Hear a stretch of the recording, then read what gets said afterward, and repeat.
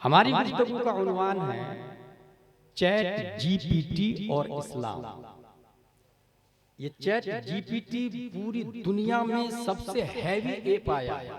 उसको यूं कह ले आप कि वो छोटा मोटा इंसान है, वो आपसे बात करता है, आपके मोबाइल में है, वो आपको यूज करना नहीं है। शेयरिंग करेगा, राय देगा, मशवरा देगा। नहीं यार तू उर्दू में बोल रहा, हिंदी में बोल के बता, हिंदी में बोलना शुरू कर देगा। चल मेरे बाप का नाम क्या है, बाप का नाम बताएगा, दादा का नाम बताएगा। इसको बनाया है जिस कंपनी ने, उसका नाम है open AI research company. AI का मतलब होता है आर्टिफिशियल इंटेलिजेंट। आर्टिफिशियल मतलब मसनूई, इंटेलिजेंट मतलब ज़हीन, दिमाग। ओपन एआई का मतलब हुआ खुला हुआ मसनूई दिमाग। अच्छा, सब लोग इसको एक्सेप्ट कर ले और दाद दे रहे हैं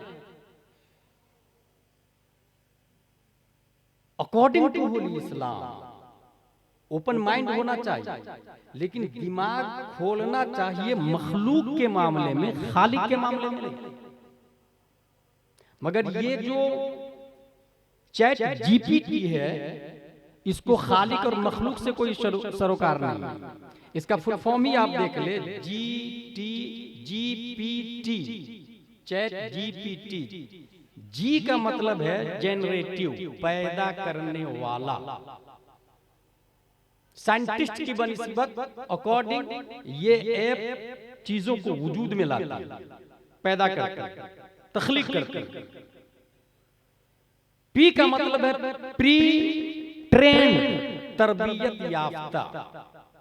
और टी का फुल फॉर्म है ट्रांसफॉर्मर, मुबद्दिल, बरकी अशिया को एक जगह से दूसरी जगह मुंतकिल करना, तब्दील करना, छोटा करना, बड़ा करना, ये इसका फुल फॉर्म है।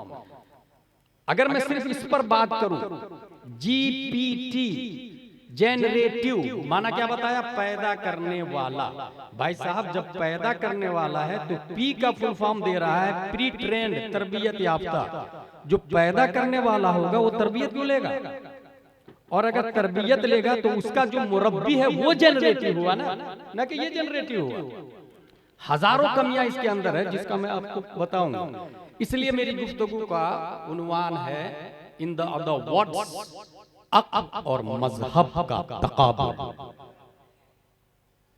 हेडिंग रहेगी चैट जीपीटी और इस्लाम, और आसान लफ्जों में अक्ल और मजहब का तकाबुल।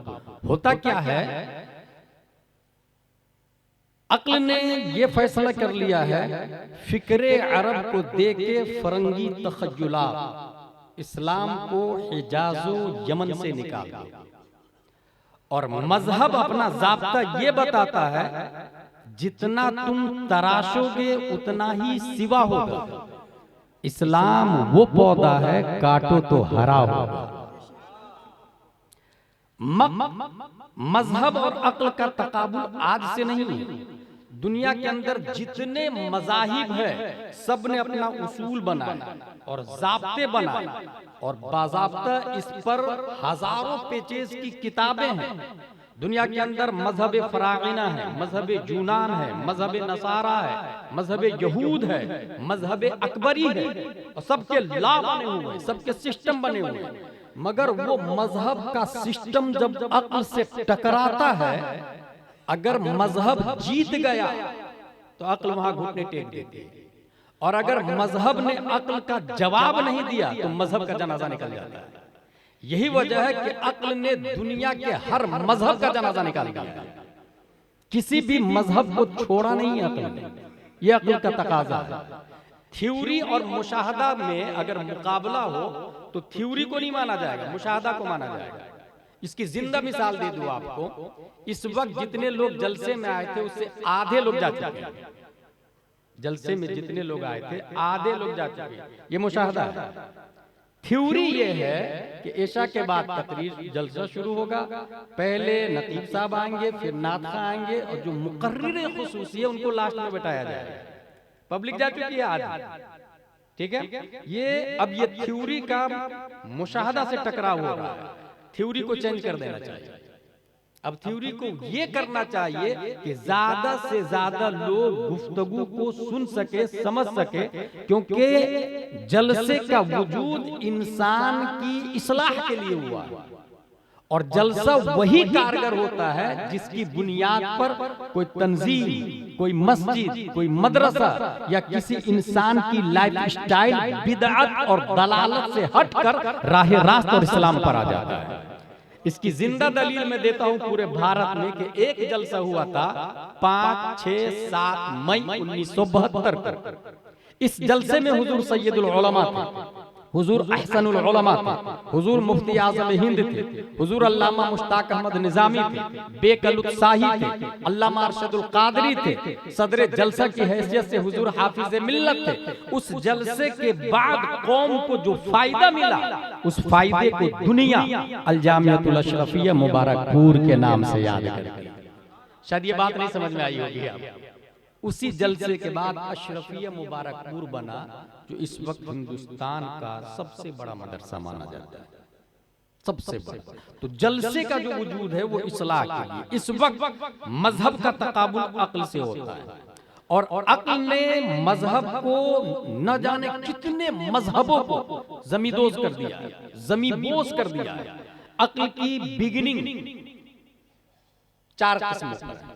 नंबर 1, अक्ल की पहली किस्म है अक्ल हयुलानी, दूसरी किस्म अक्ल बिल फ़िल, तीसरी किस्म अक्ल बिल मलिका, चौथी किस्म अक्ल मुतलक।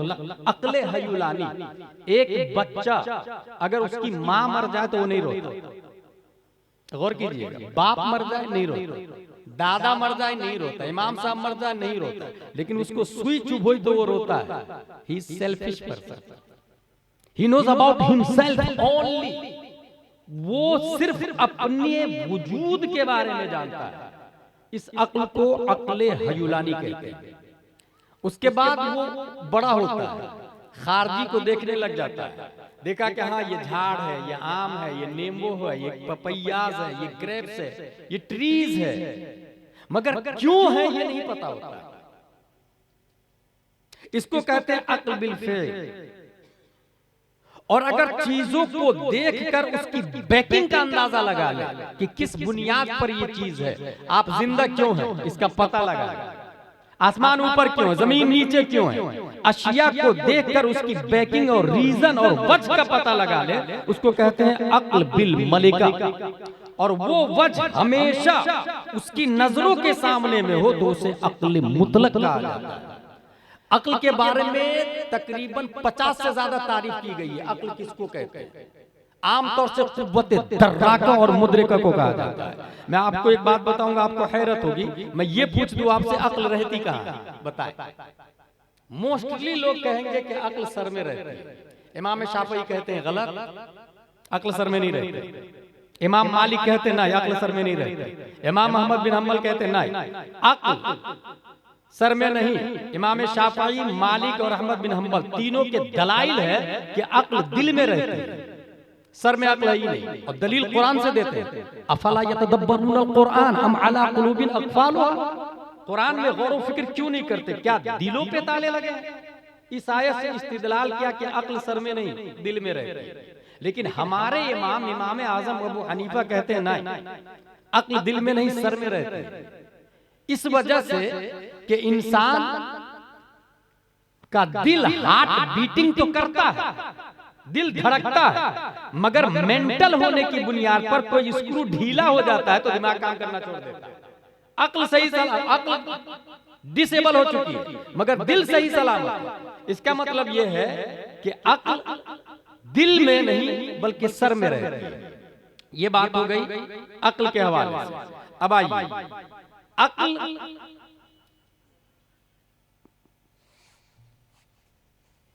मजहब को बीट कैसे करता है? ये जगह का नाम है बछारपुर, सही बोल रहा हूं? बात है 1817 ईस्वी की, जिस वक्त बछारपुर में पहली बार साइकिल आई थी। लोग देखने के लिए आए थे कि नहीं आए? अरे फला के यहाँ साइकिल आई है, महीनों का सफर हफ्तों में कर दिया, हफ्तों का सफर दिनों में, दिन का सफर घंटों में बदल दिया साइकिल ने। दूर दूर से लोग देखने आ रहे हैं। यहाँ जो लोग, जिन लोगों की उम्र 100 साल की है, उनसे जाके पूछ ले तो बताएंगे। साइकिल आई उनके पास, शादी में साइकिल भी मांगते थे और वो बोलते भी थे, फला को शादी में साइकिल दी गई, फला को शादी में टाइटन घड़ी दी गई, हाई फाई घड़ी का नाम। तो जिस जमाने में साइकिल आई थी, साइकिल के मौजिद का नाम है कर्लियन ड्राइस। इसने साइकिल पहली बार वजूद में लाया था 1817 ईस्वी में। और दुनिया के अंदर जब साइकिल वायरल हुई थी तो इस शख्स को सबसे बड़ा साइंटिस्ट माना गया, जीनियस। लेकिन आप सोचेंगे कि ये कंटिन्यू नहीं चला। 1894 में मोटरसाइकिल वजूद में आ गया और इसको लाया था डेमलर रिटवेज ने। ये कब की बात है? 1894। मोटरसाइकिल जब आई तो अब साइकिल वाला खत्म, मोटरसाइकिल की बात चलेगी ना भाई। जहां पर साइकिल 10 मिनट का सफर करती है, वहां मोटरसाइकिल से 1 मिनट में इंसान पहुंचता है। 100 की स्पीड, 150 की स्पीड, 200 की, 300 की स्पीड। मगर ये भी ज्यादा दिन नहीं चला। जब दुनिया के अंदर 1898 में मारिया एंजो ने फरारी निकाली, 340 किलोमीटर पर आवर की रफ्तार, अक्ल ने बीट कर दिया पहले लोगों को। अब साइकिल वाले की वैल्यू नहीं है, मोटरसाइकिल की वैल्यू नहीं है, कार को जिसने बनाया वो जीनियस है। मजीद आगे आप बढ़ेंगे तो 1957 में जब पहली बार दुनिया में शटल स्पेस छोड़ा गया था, उसकी रफ्तार थी 28,000 किलोमीटर पर आवर। इस शख्स को सबसे बड़ा जीनियस माना गया। कितनी तेज रफ्तार कोई चीज बनाया है। साइकिल, मोटरसाइकिल, ये सबको बीट कर दिया।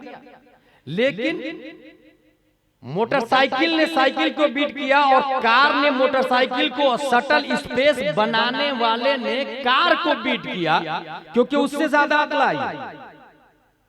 यही वजह है कि मजहब अगर अक्ल का मुकाबला नहीं करता है तो मजहब का जनाजा निकल जाता है। मगर इस्लाम है जो 1400 साल से आज भी और आज से कयामत तक अक्ल के पर्दे से हर उठने वाले क्वेश्चन का दंदान शिकन आंसर देता नजर आ रहा है, मुंह तोड़ जवाब देता नजर आ रहा है। अगर आज का इंसान दुनिया में कोई भी चीज बना ले, फॉर एग्जाम्पल अगर कोई आके ये कहता है, कोई अक्ल ये कहती है कि सबसे ज्यादा तेज रफ्तार रोशनी है, तो इस्लाम ये बोलता है ये तूने नई बात थोड़ी बताई है। हजरत फातिमा ज़हरा, उनकी रफ्तार को हुजूर सल्लल्लाहु अलैहि वसल्लम ने कोट किया और फरमाया है, या अहलल जम्ई नक्किसू रूसकुम गुद्दू अबसारकुम हत्ता तमुर्र फातिमा बिन्त मुहम्मदिन सल्लल्लाहु अलैहि वसल्लम फतमुर्रु मआ 70,000 जारिया मिनल हूरिल ईन कमरनिल बर। हजरत फातिमा ज़हरा रदियल्लाहु अन्हा हश्र में इतनी स्पीड से गुजरेगी जैसे बिजली। इसका मतलब यह है कि रोशनी की रफ्तार सबसे ज्यादा है। आइंस्टाइन ने 19वीं सदी ईस्वी में बताया और 1400 साल पहले आमना के लाल में मक्के की धरती पर बता दिया। तो अक्ल का मजहब से मुकाबला होता है। अगर मजहब ने जवाब नहीं दिया, मजहब का जनाजा निकल जाता है। मगर इस्लाम खड़ा है और सीना तान के खड़ा है। और आइए, एक साइंटिस्ट है, उस साइंटिस्ट का नाम है हेनरी फोर्ड। उस साइंटिस्ट ने ये क्या कहा है कि अगर अक्ल को बढ़ाना हो तो उसके 8 तरीके हैं। Number 1, learn a foreign language. Number 2, try a new activities. Number 3, eat brain boosting food. Number 4, exercise. Number 5, get some sleep. Number 6, stay on top of your health condition. Number 7, meditate. Number 8, connect. ये 8 उसूल बताए हैं दिमाग को बढ़ाने के लिए, 8 तरीके बताए। अच्छा, ये किसने बताया? अक्ल ने 8 तरीके बताए। चैट जीपीटी वालों ने 8 तरीके बताए। अब जरा इस्लाम से पूछते हैं। यह है बुखारी शरीफ और कुरान शरीफ के बाद सबसे अफजल किताब है बुखारी शरीफ। अक्ल के बारे में इनकी क्या राय है, इसके बारे में सुनिए। बुखारी शरीफ और हदीस नंबर है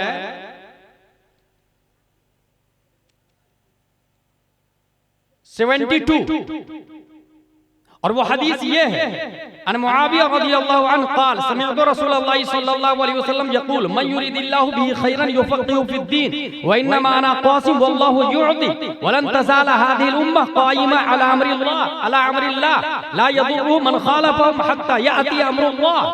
इस हदीस शरीफ में ये आया बुखारी शरीफ में कि अल्लाह जिसके साथ भलाई का इरादा फरमाता है उसे दीन की समझ अता फरमा देता है।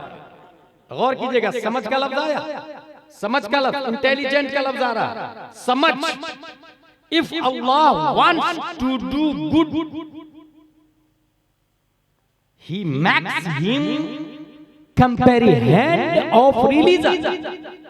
जिसे अल्लाह तबारक व तआला भलाई का इरादा फरमाता उसे समझ आता फरमाता। अच्छा, इस समझ के बाद में जस्ट ये आया व इन्नमा अना कासिम, मैं बांटता हूं। गौर कीजिएगा लफ्ज, इसका मतलब ये हुआ कि प्यारे मुस्तफा सल्लल्लाहु तआला अलैहि वसल्लम अक्ल को बांटते हैं। अक्ल के डिस्ट्रीब्यूटर कौन है? हुजूर सल्लल्लाहु तआला अलैहि वसल्लम। अब दुनिया के अंदर चैट जीपीटी ये बोल रहा है कि अक्ल बढ़ाने के ये 8 तरीके हैं और कुरान हदीस ये बोलती है कि अक्ल बांटने वाले मुस्तफा है। अब जाहिर सी बात है कि जो मुस्तफा को मानेगा नबी उसको ज्यादा अक्ल देंगे। और न्यूटन मुस्तफा को नहीं मानता, आइंस्टाइन मुस्तफा को नहीं मानता, केपलर मुस्तफा को नहीं मानता, सरकारी मुस्तफा को नहीं मानता, डार्विन मुस्तफा को नहीं मानता, कैम्ब्रिज वाला मुस्तफा को नहीं मानता, ऑक्सफोर्ड वाला मुस्तफा को नहीं मानता, बल्कि मुस्तफा को मानने वाला बरेली का इमाम इसको मोहब्बत हुजूर ताजुश शरिया अलैहि रहमा व रिज़वान है, जो इस तरह मानते हैं जहां में उनकी चलती है वो दम में कैसे क्या कर दे, जमीन को आसमां कर दे, सुरैया को सरा कर दे, जहां पानी अता कर दे, भरी जन्नत हिबा कर दे। नबी मुख्तार कुल है, जिसको जो चाहे अता कर दे। पता ये चला हमारे नबी ने आइंस्टाइन को ज्यादा अक्ल नहीं दी, हमारे नबी ने अहमद रजा को अक्ल दिया है, हमारे नबी ने मुफ्ती आजम को अक्ल दी है, हमारे नबी ने ताजुश शरिया को अक्ल दी है। दुनिया के मोमिन हैं जो रब को नबी को मानते हैं, इसलिए तमाम कुफार और मुशरिकीन से ज्यादा दिमाग, अक्ल, ज़हानत, फतानत अल्लाह ने मुसलमानों को अता फरमा दिया। सुभान अल्लाह, सुभान अल्लाह, माशाअल्लाह।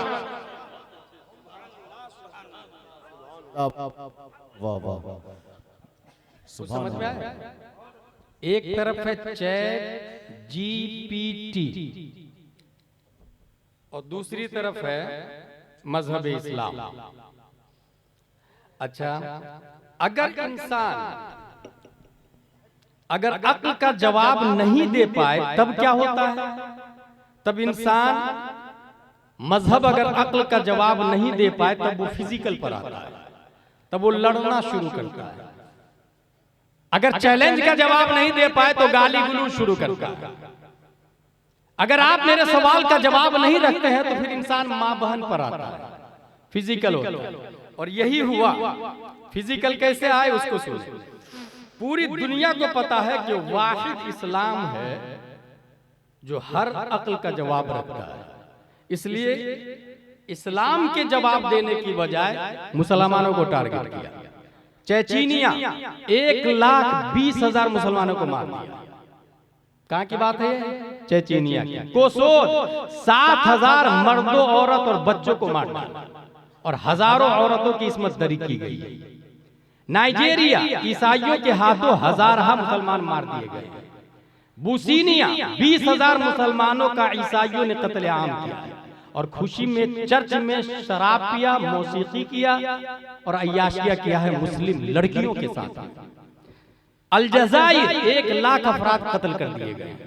बर्मा 1,00,000 मुसलमान मर्द, औरत, बच्चों को कत्ल कर दिया गया।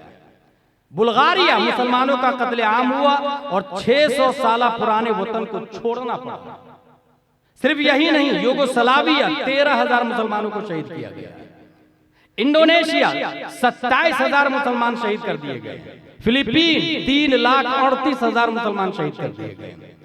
अल्बानिया 1,00,000 से ज्यादा मुसलमानों को कत्ल कर दिया गया। ये क्यों हुआ? क्योंकि उन्होंने ये देखा कि ये मजहब इस्लाम है जिसका हमारे पास कोई जवाब नहीं है। नतीजतन उन्होंने जवाब देने की बजाय मारना शुरू किया। और आज भी हर शख्स इस घात में लगा हुआ है कि इस्लाम को कैसे डैमेज किया जाए, इस्लाम को कैसे खत्म किया जाए।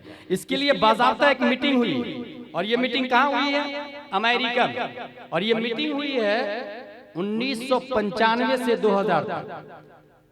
4 सेमिनार हुए हैं, और 4 सेमिनार के अंदर ये पास हुआ कि पूरी दुनिया में जो मुसलमान है उसकी 4 किस्में। Number 1 fundamentalist, number 2 traditionalist, number 3 modernist, number 4 secularist. Fundamentalist बुनियाद परस्त आदमी जो टोपी पहन के ही पानी पिएगा, बैठ करके ही पानी पिएगा, नहीं तो प्यासा रह जाएगा। फंडामेंटल। हमें दूसरों की परवाह नहीं करनी है कि लोग मुझे क्या कहेंगे, मुझे सुन्नत पर अमल करना है। फंडामेंटलिस्ट। बीवी क्या कहेगी, लड़की मिलेगी शादी के लिए कि नहीं मिलेगी, आई डोंट केयर, लेकिन दाढ़ी रखना है। फंडामेंटलिस्ट। जुमा में छुट्टी करके नमाज पढ़ने जाना है, जॉब मिले, कंपनी रखे, फैक्ट्री वाले रखे या नहीं रखे। फंडामेंटलिस्ट पहली किस्म। इसको देखिए, ये बात कर रहे हैं, ये ज्यादा स्मार्ट लगते हैं। भाई साहब आप भी आके तकरीर कर लें। आप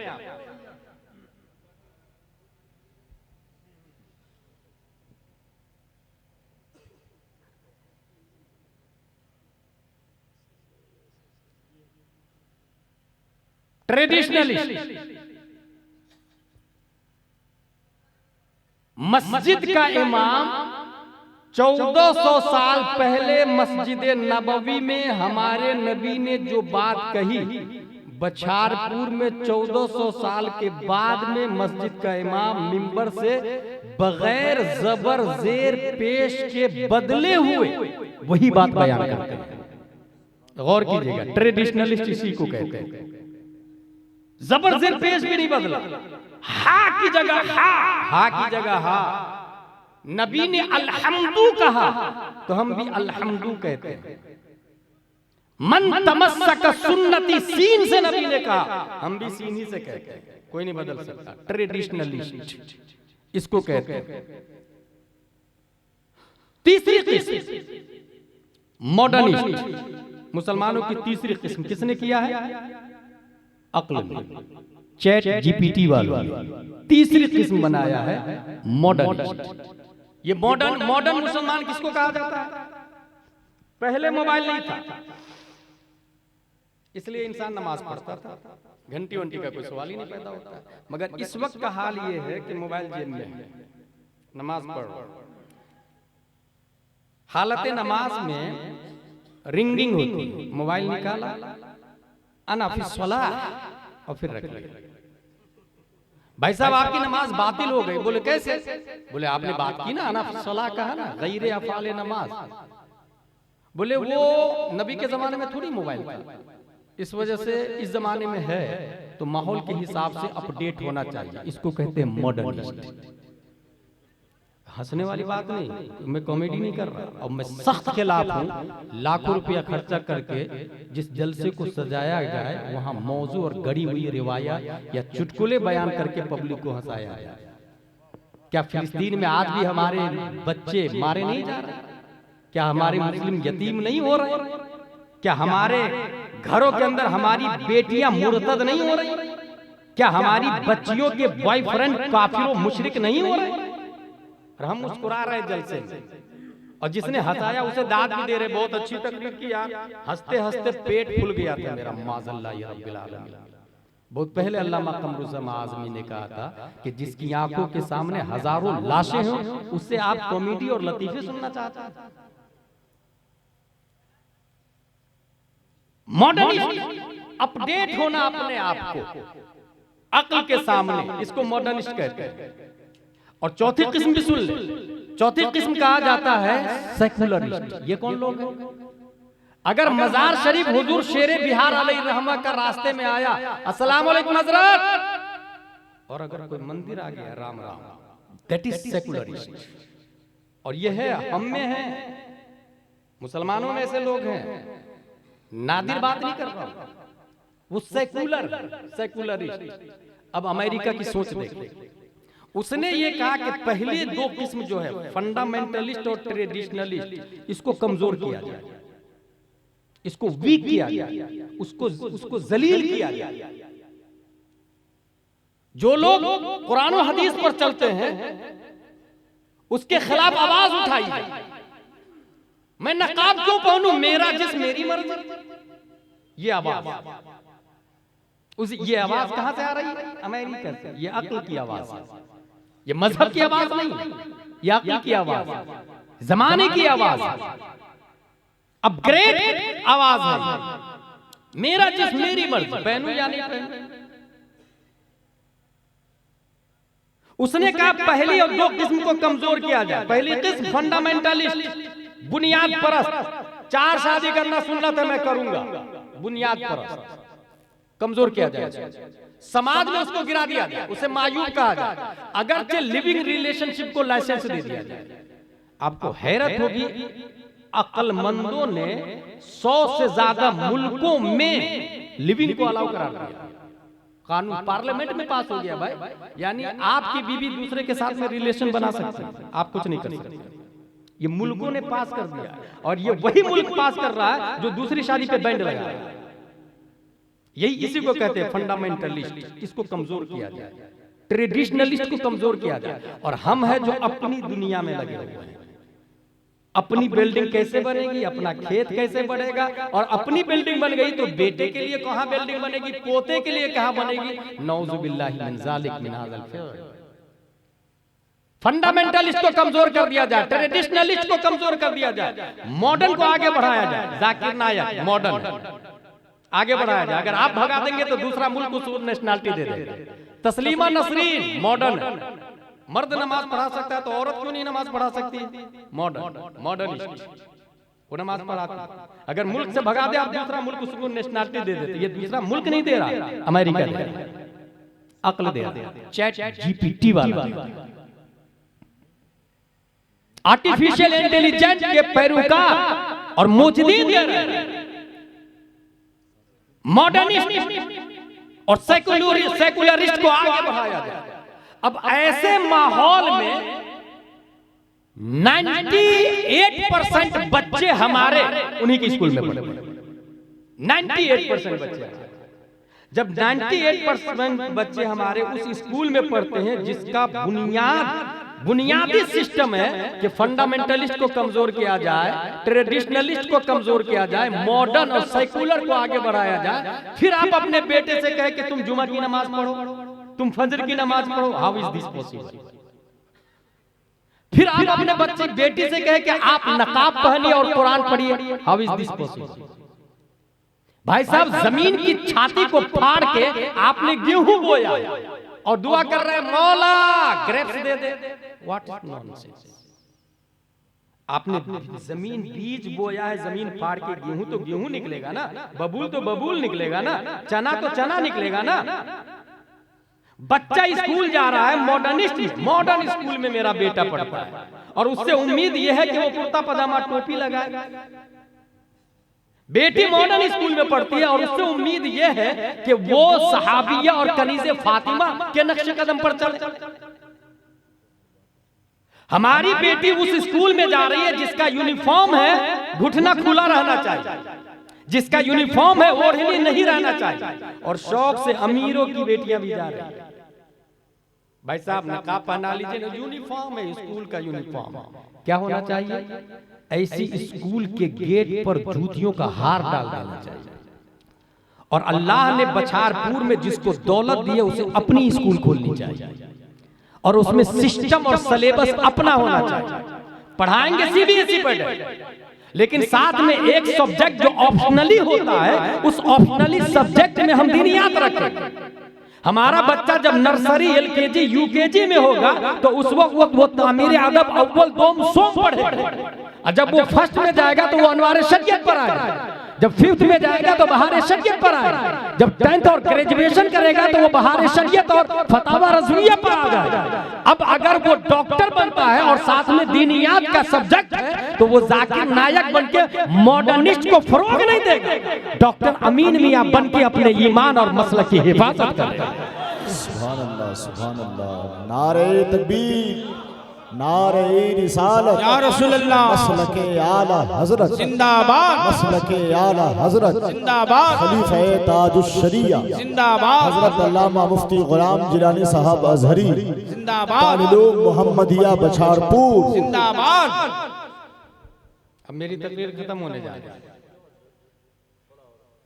अक्ल की बुनियाद पर ये जो दारुल उलूम मोहम्मदिया वाले हैं, आई मीन दीनियात वाले,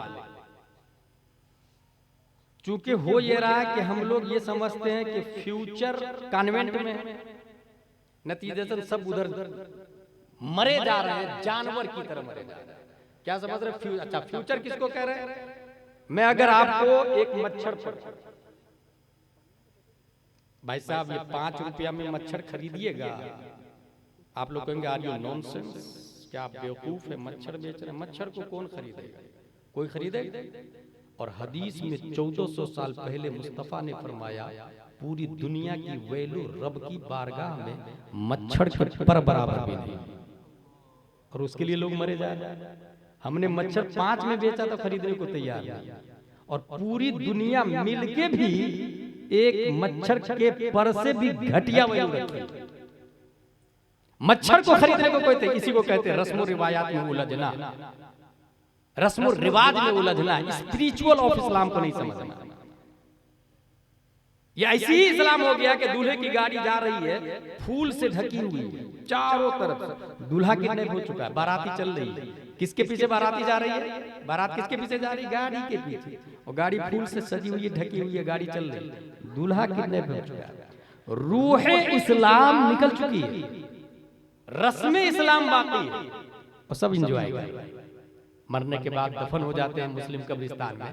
क्या आपके पास इस बात की दलील है कि मरने वाला मोमिन?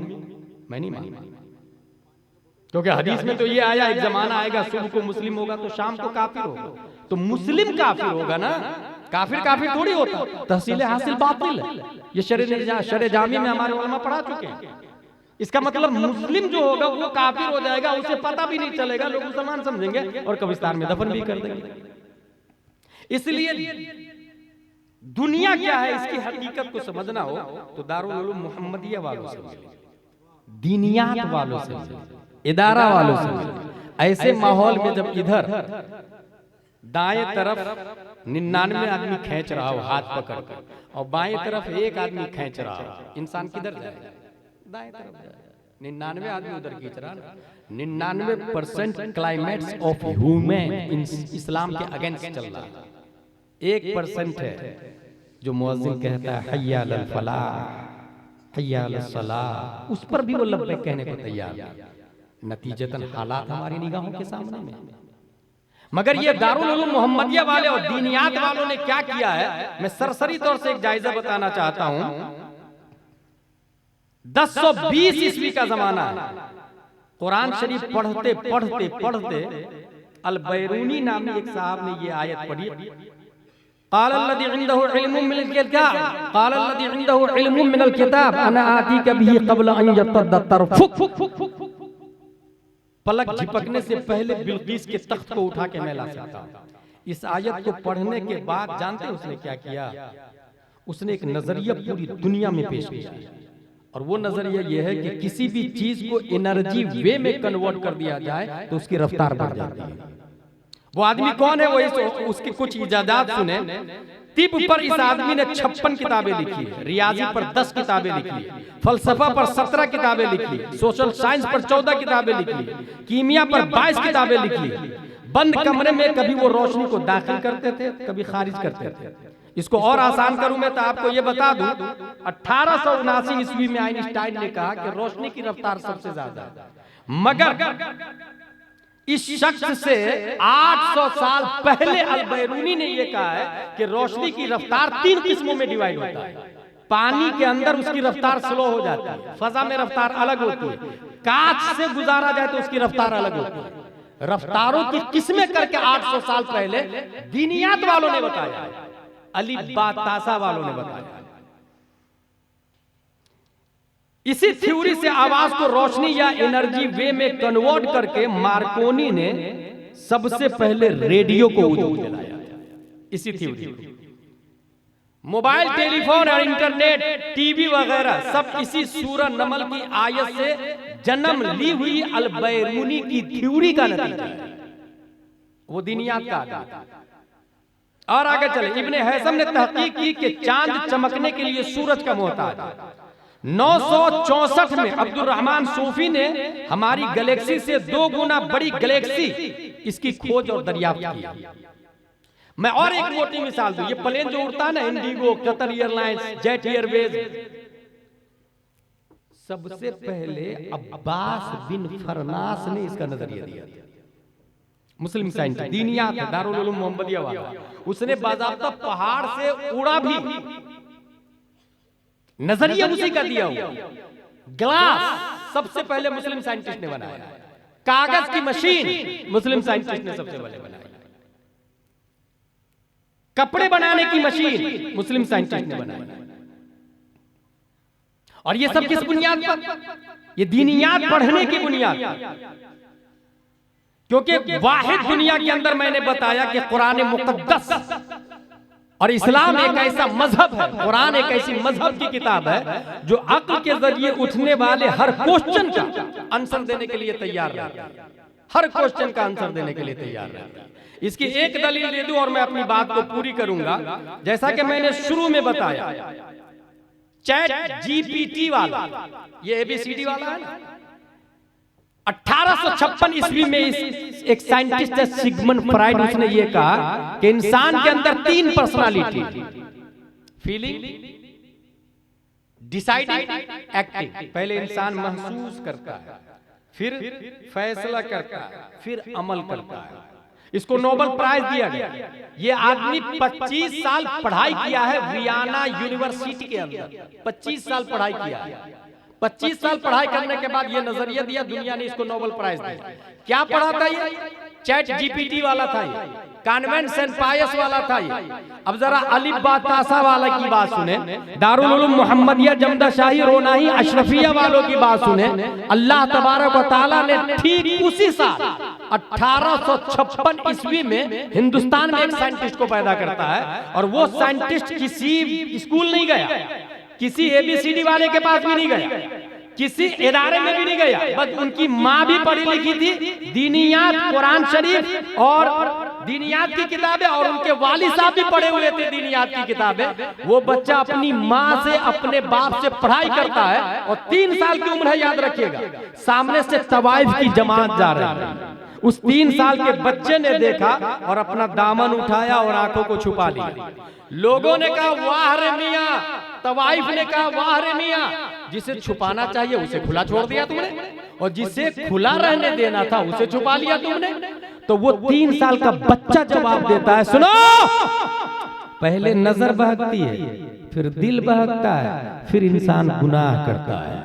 25 साल पढ़ने के बाद सिगमंड फ्राइड ने नजरिया दिया था फीलिंग, डिसाइडिंग, एक्टिंग। ये 3 साल का बच्चा मदरसा का पढ़ने वाला जो सिर्फ अपनी माँ, अपने बाप से कुरान शरीफ और हदीस शरीफ पढ़ा है, वो सिगमंड फ्राइड का दंदान शिकन जवाब देकर ये आवाज दे रहा है कि कॉन्वेंट का मोहताज नहीं है इस्लाम, सेंट पायस का मोहताज नहीं है इस्लाम, ऑक्सफोर्ड और कैम्ब्रिज का मोहताज नहीं है इस्लाम। इस्लाम के अंदर 1400 साल पहले ही कयामत तक उठने वाले हर क्वेश्चन का आंसर मौजूद है, हर सवाल का जवाब मौजूद है। और ये 3 साल का बच्चा कोई और नहीं, 10 शव्वाल 1272 हिजरी 14 जून 1856 ईस्वी में नकी अली खान की पीठ से बरेली की धरती पर तसर्रुफात की करवटें लेता हुआ पैदा होने वाला कोई और नहीं, सुन्नियों की आन बान शान इमाम अहमद रज़ा खान।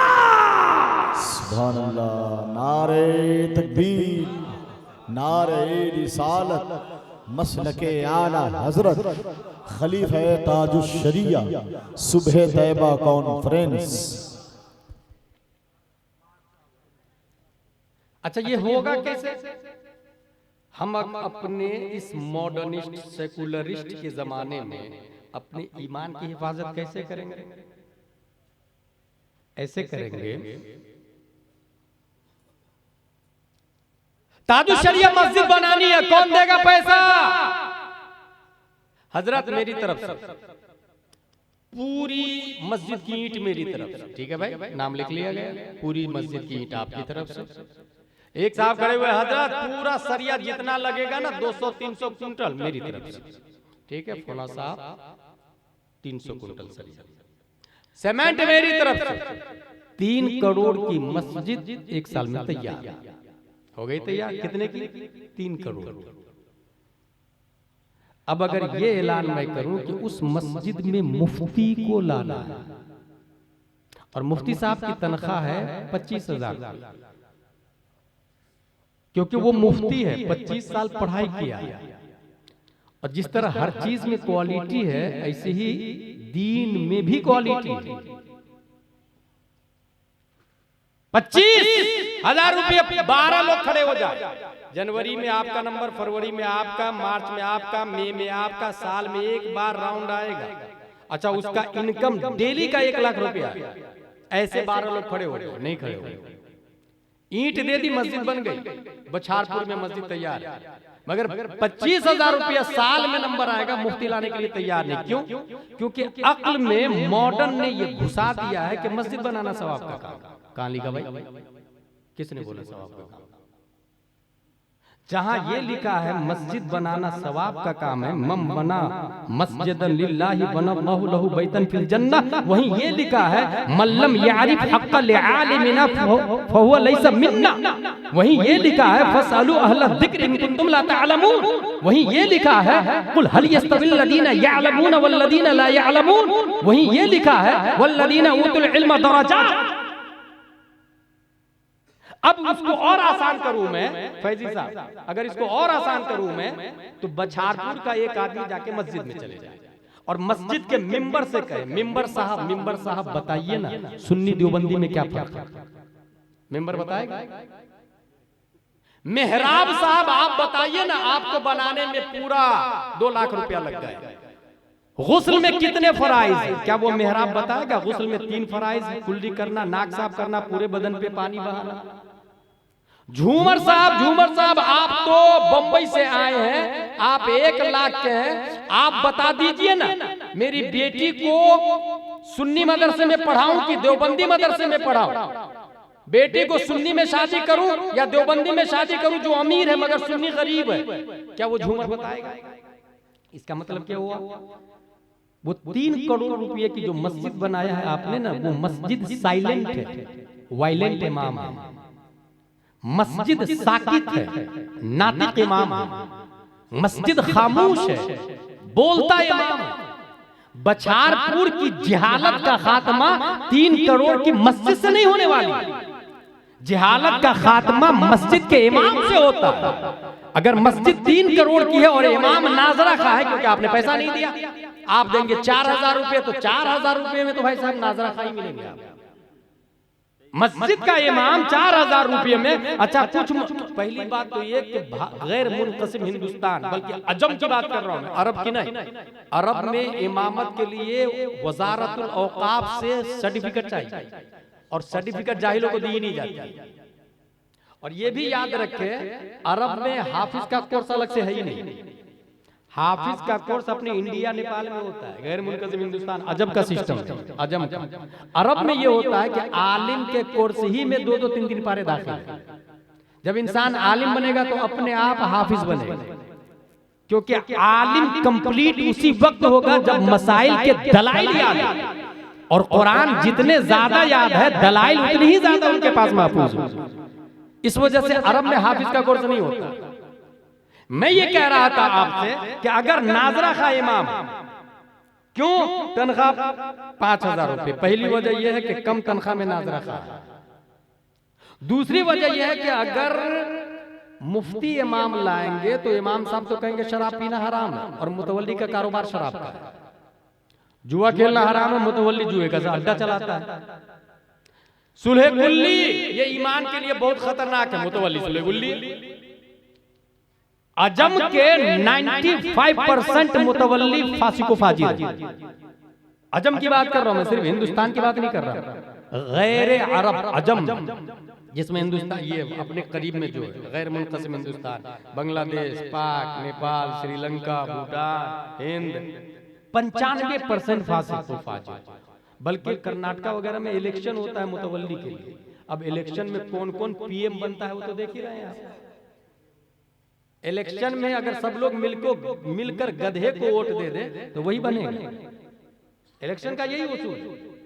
नतीजतन वो इमाम जो काबिल है, जो ये कहता है जुआ हराम है, उसूल कुल्लियत से दीन इंजर्ड होता है, ऐसे इमाम को रखना ही नहीं, मुतवल्ली हटा देता है उसको। एक तो ये वजह होती है अच्छे इमाम के न रहने की। दूसरी वजह यह है कि पब्लिक तनख्वाह देने को तैयार नहीं।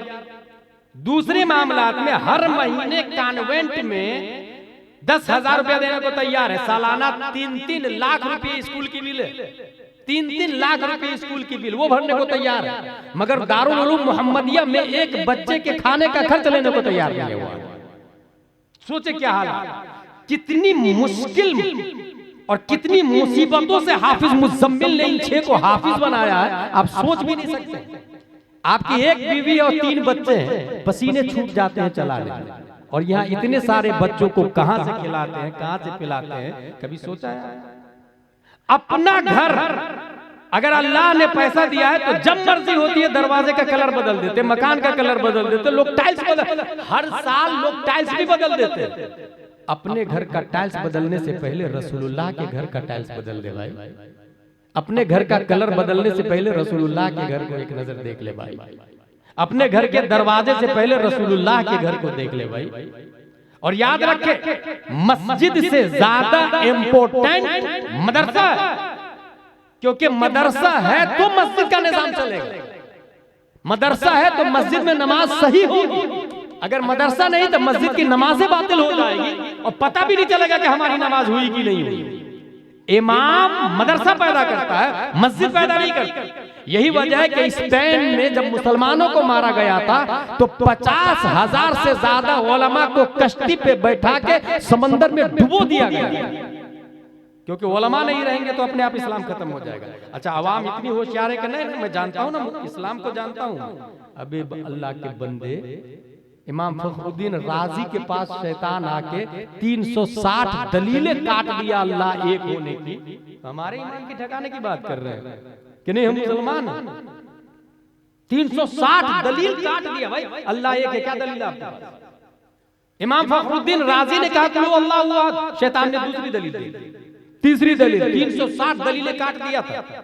तब उनके पीरो मुर्शिद ने कहा था, बेटे बोल दे शैतान को, बगैर दलील के मैं अल्लाह को एक मानता हूं,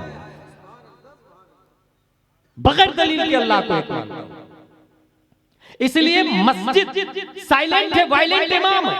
अगर मस्जिद 3 करोड़ की हो, इमाम नाजरा का हो, तो जहालत का खात्मा नहीं होगा। और अगर मस्जिद खजूर की तना शाख पत्तियों की बनी हुई है और इमाम इमामुल अंबिया हो, तो मुक्तदी अबू बकर पैदा होते हैं। That's point. That's reason. That's तकरीर। मौजू और गढ़ी हुई रिवायात को बयान करने वाले खतीबों को बुलाकर बढ़िया से लोग सुन रहे हैं, कोई बोलने वाला भी नहीं। झूठी रिवायात बयान करने वालों पर नारे भी लग जा रहे हैं। वो शायद जो पैंट पहन के ऊपर से कुर्ता लगा के आता है, जो मदीना शरीफ और मक्का शरीफ में जाके सेल्फी लेके घंटों वीडियो कॉलिंग में लगा रहता है, ऐसे शायर को बुला के 40,000 देने को तैयार है। मगर मुफ्ती साबिर अमजदी फ्री में दारुल उलूम मोहम्मदिया में पढ़ा रहा है। कोई आदमी पूछने को, मुसाफा करने को तैयार नहीं है। साल में एक बार के हजरत आप फी सबीलिल्लाह दीन का काम करते हैं। दैट्स पॉइंट, दैट्स रीजन कि इस्लाम इस हालत में हमारी नजरों के सामने। जिम्मेदार एक आदमी नहीं है, याद रखिएगा। अल्लाह तबारक व तआला ने उलमा को दीन का हर उठने वाले क्वेश्चन का आंसर वो तैयार करके रखते हैं और किसी की परवाह भी नहीं करते, किसी की लालच में नहीं रहती है, वो डरते भी नहीं किसी से। चैट जीपीटी, इससे 3 क्वेश्चन मैंने किया। अब देखिए वो क्या जवाब देता है। पहला question, a prophet like Muhammad could come ना, क्या मोहम्मद सल्लल्लाहु अलैहि वसल्लम आ सकते हैं? चैट जीपीटी से पूछा गया। जानते हैं क्या जवाब दिया उसने? No, according to Islamic teachings no prophet like Muhammad सल्लल्लाहु अलैहि वसल्लम कैन कम चैट जीपीटी बोल रहा है कि मोहम्मद सल्लल्लाहु ताला अलैहि वसल्लम जैसा कोई आ ही नहीं सकता। पहली बार हमने दूसरा सवाल किया उससे, can a book like the Quran come again? क्या कुरान जैसी कोई किताब आ सकती है? क्या कोई दूसरा कुरान बना सकता है? चैट जीपीटी जवाब देता है, no, Quran is the final revelation, ये लास्ट और आखिरी वही है, इसके जैसी कोई किताब नहीं आ सकती। हमने चैट जीपीटी से तीसरा सवाल किया, और तीसरा सवाल क्या किया? Can in other chat GPT be created? क्या चैट जीपीटी कोई और भी बन सकती है? ये ऐप और भी कोई बना सकता है? जानते हैं चैट जीपीटी क्या जवाब देता है? Yes, in other chat GPT like AI model can be created. हाँ हाँ, क्यों नहीं, चैट जीपीटी कोई दूसरा भी बना सकता है। इसका मतलब ये हुआ इस ऐप पर पूरी दुनिया की नजर पड़ गई, और ये एक छोटा मोटा रोबोट है, घंटों आपसे बात करेगा, आप थक जाएंगे, ये नहीं थकेगा। हजारों लैंग्वेज में ये चैट जीपीटी बात करते को तैयार है, हजारों लैंग्वेज में। मगर हमने जो क्वेश्चन किया था, इसने कहा nobody will come in form of the नुबुव्वा। इसने ये कहा no more books like the holy Quran can come again. इसका मतलब ये हुआ मैं दुनिया के न्यूटन, आइंस्टाइन, कैम्ब्रिज, साइंटिस्ट, जरकाली, डकातेरा, प्रोफेसर, टीचर, बीएड, डीएड, दुनिया के तमाम एबीसीडी वाले तमाम साइंसदानों और डॉक्टर से कहूंगा, जितनी टेक्नोलॉजी वजूद में आ जाए, जितनी मशीनें आ जाए, जितने कंप्यूटर आ जाए, जितने टैबलेट आ जाए, जितने रोल टप्स आ जाए, जितनी चीजें और मशीनें दुनिया के अंदर आ जाए, उन मशीनों से पूछना, खुदा की कसम, मशीन तुम्हारी होगी, मौजिद तुम्हारा होगा, लेबोरेटरी तुम्हारी होगी, जमीन तुम्हारी होगी, मनाने वाले तुम्हारे होंगे, स्टाफ तुम्हारे होंगे, साइंटिस्ट तुम्हारे होंगे, मगर उसमें क्वेश्चन करो तो जवाब मुस्तफा के बारे में मिलेगा, जवाब इस्लाम के बारे में मिलेगा, जवाब कुरान के बारे में मिलेगा। बनाओ, तुम्हें जितना ऐप बनाना है बना लो, जितनी मशीनें बनाने हो बना लो, उस मशीन से पूछो क्या मोहम्मद से अफजल कोई है? बोलेगा नहीं। क्या कुरान जैसी कोई किताब है? बोलेगा नहीं। पता ये चला दुनिया के तमाम मज़ाहिब के सामने अक्ल सर चढ़ के बोलती है। मजहबों ने जनाजा निकाल दिया अपनी रूह का, मजहबों ने घुटने टेक दिए हैं अक्ल के सामने, मगर इस्लाम है जो हर क्वेश्चन का आंसर देता नजर आ रहा है, और वो पैगाम दे रहा है कि मशीन जितनी भी बना लो, इस्लाम कल ही जिंदा था, आज भी जिंदा है, और क़यामत तक जिंदा था, जिंदा रहा। सुभान अल्लाह, सुभान अल्लाह, नारे तकबीर, नारे रिसालत, सुबह तैबा कॉन्फ्रेंस, सुभान अल्लाह। बस इसके लिए गुजारिश ये है, 24 घंटा अल्लाह ने आपको डे एंड नाइट में दिया है, डेली 10-15 मिनट भी आप दीन के लिए दे। ये मोबाइल टेक्नोलॉजी,